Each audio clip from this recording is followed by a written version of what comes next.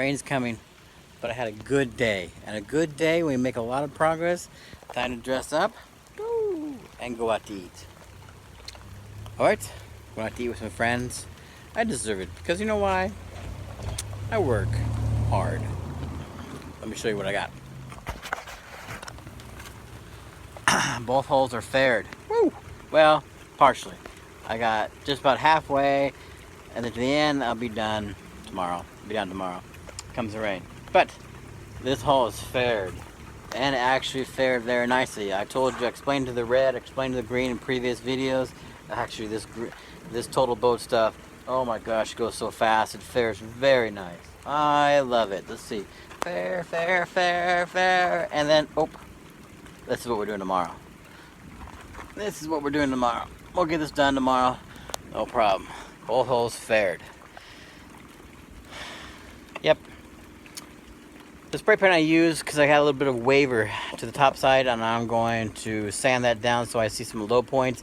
Use some polyester to fill it in and get rid of the waver in there because I am gel coating the top deck. So, but that would take me that's gonna take like 30 minutes just to zip that down, just so I can see the low points.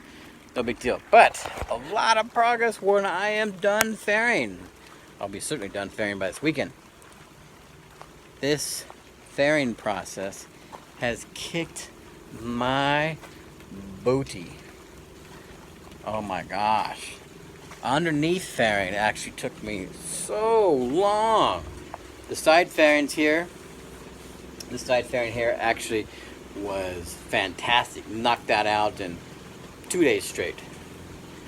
That flex fold sander I have, that thing saved me so much time. I highly recommend that. Yeah. On cavity now you see this is kind of wet. That's because there's a scuffer here, and it is actually pouring down rain. So I get some water here. No big deal. This is epoxy fairing. It's already waterproof. No big deal. Anyways, great progress on fairing. I will say good for me. Good for me. I also have finished the rudder. Rudder came out nicely. I'll probably put a picture up. You can see a picture here before, and here's after. She came out very nice. Nicely faired. All the water's out of it. I'm going to add up some 1708 on this rudder as well. Just why? Because I can. I also peeled the rudders. I got a little carried away with the peeler. But whatever. I'm going to add up some glass on the rudders. Just, hey. 1, because I have extra glass. 2, because I can. And 3, it's my boat. I'll do what I want. Anyways. Morning, friends. Woo! A lot of progress. Hey, if you watched these past videos, thanks. They're a little boring, but trust me, if you're here doing work, it's even more boring. But for under 6 months of work, for under 6 months being on the hard, I have actually done quite a bit. And I am grateful to say I am done fairing. Oh, that fairing kicked my booty. Not the side fairing, but underneath fairing. That sucked. Underneath, pushing up like this, that sucked. But here's progress, and here's an update. All the fairing's done on both holes. And I did the fairing because after peeling this, it had left. And I'm sadly to say, but one of the designers of this boat has helped me out immensely, so I'm not placing blame. But after peeling this, it revealed a lot of pits, divots, just imperfections when the boat was made. Not blaming anything, but just how it was done. And so by me fairing this, I have smoothed the hole, all of the hole. Very nice. Got rid of all the pits, the divots, and both holes have turned out very nice. And then I did this with epoxy because the epoxy fairing gives me a nice watertight barrier. And again, now I'm getting ready to lay up probably 2 to 3 layers. I'm gonna guess 2 layers We'll see how it goes. 2 layers of 1708. Using vinyl ester. Yes, you can use vinyl ester over epoxy. It's not a problem. Using polyester over epoxy? No, can't do that. But, though, sounds like I'm on the home stretch, I am not. And the reason I am not, because I'm still getting some weeping holes, water coming through, even after doing all the peeling, after all that work on many sections, replacing the foam, still water up in here.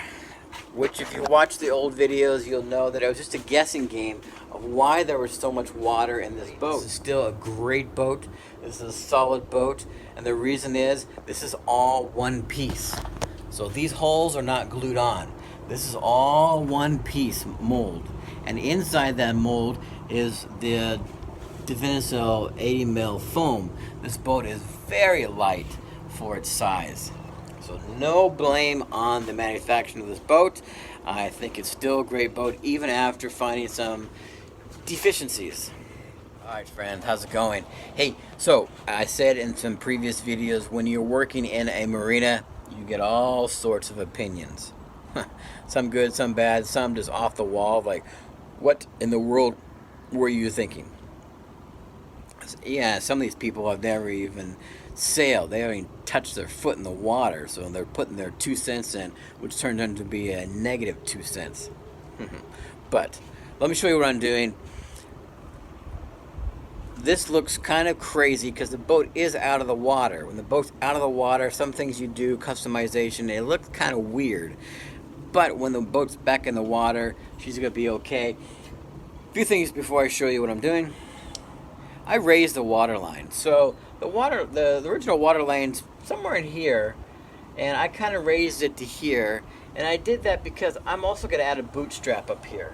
I'm going to add a bootstrap. So my water line, I've kind of measured and I know where it is. So when I'm doing what I'll show you in a second, it makes a little more sense, and I can I've seen how the boat sits in the water.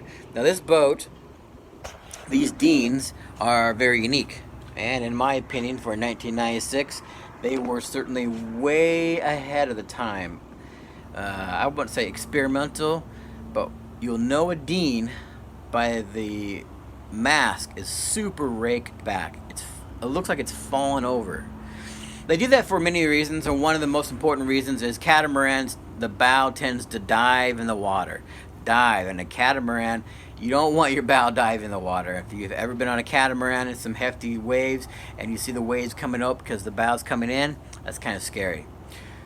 These Deans rake the mast back and moves the center of gravity back. And then it helps to pick up the bow. It picks the bow up. That's one thing they did, and it does work. Before I bought this boat, I did try it. Another thing is these holes. The shape of these holes, you'll see that they're different than normal holes. Why they haven't caught on? There's probably a reason for that, but I do like them actually. And I think the shape of these holes help also keeping this boat up out of the water, along with, and many people have done it, the keels are my water tanks. So my water tank now on both sides is lowest point of gravity. It's the lowest point, not up high on a heavy water tank. They're down here on both keels, so my weight is in the low point of center of gravity, which also makes sense. If you're a Tesla fan like me, you know the Tesla cars, the weight is at the bottom of the car. This makes total sense. If you're a boat engineer, don't correct me. Just go along with the video. Anyways, one of the problems with these Deans is because of what they did. The aft squats. It squats in the water. So that means the lower sugar scoop, the lower step, is always underwater. This lower step is usually underwater a lot. So one of the things that you can do is you can extend the sugar scoops. Extending the sugar scoops help keep the aft out of the water a little bit, but it also provides a nice platform for you to walk out on, whether it's fishing or diving or just getting out on. Extending the sugar scoops is a little tricky because you have a lot of weight bearing on it, but also looks kind of strange while you're doing it, but it all comes together at the end. Let me show you, and voila. You watch some other people on YouTube do extension of sugar scoops. There's many ways you do it. This looks strange, but in essence, all that I want is, I'm not continuing the line with the glass. That is one option. I am basically, this is my form. I use some door skin for the bottom, and I just laid up some duct tape on both sides, but I will put some wax in there so when I lay my glass, it'll peel right out. All I'm after is a straight platform. That's really what I want, is a straight platform. Somebody's gonna say, well, that's too weak, too weak. Hold your horses, slowly roll. I'm not done yet. Anyways, I'm at a straight platform. I'll probably add a platform on here as well to kind of sticks out. Just a nice platform to walk around on. I will, don't forget, I also have a swim deck that comes down, and this swim deck will come down to about here, or give or take wherever the water kind of is, I'll adjust it. This is just the form. Once I lay in the first layer of glass, that'll be kind of my base, then I will build it up with structural glass coming all the way out here. Several layers, of course, to bring out here. It's still not structural because, as you can see, it kind of, the glass alone is good. You could probably walk on it. But I'm going to continue with my handrail. So the handrail comes up here. I'll continue with the handrail all the way out here, and I'll curve it, and I'll bring the handrail out here. This will provide support for this piece of glass here. And you'll see kind of what I've done here, and kind of in the sections here. Now I'm going to provide some rib sections in here, 80 mil Definifel cell. I'll put some ribs in here. I'll fiberglass those ribs, and then I'll also provide some strength in here for me. All right, friends, I'll show you some progress in a little bit. It's a snow day, and isn't it cool?